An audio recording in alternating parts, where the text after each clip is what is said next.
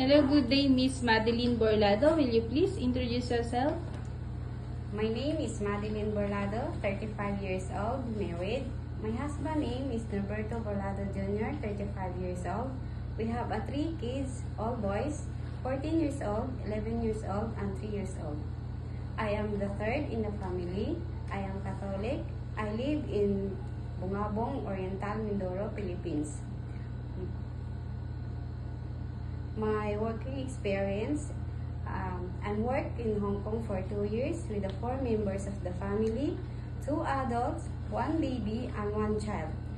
My main duties and responsibilities, I taking care of the child, I taking care of the baby, I'm cooking, cleaning, laundering and ironing clothes, and marketing and pet care too.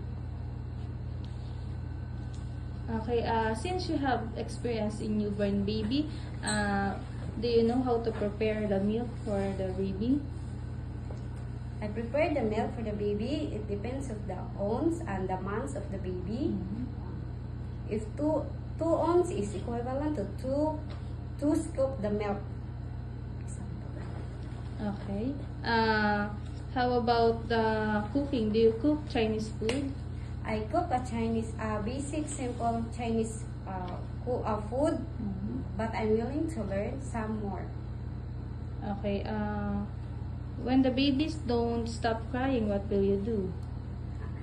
If the baby is not stop crying, I will check the baby if the diaper is wet, if it's hungry or sleepy.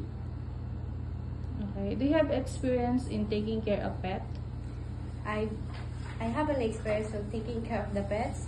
4 pets, all cats. Okay. Are you willing to learn to cook Chinese food? Yes, ma'am. I'm willing to learn some more Chinese food. Okay. Can you sing a lullaby for a baby? Example. Twinkle, twinkle, little star, how I wonder what you are. Up above the sky so high, like a diamond in the sky. Okay, thank you. Thank you.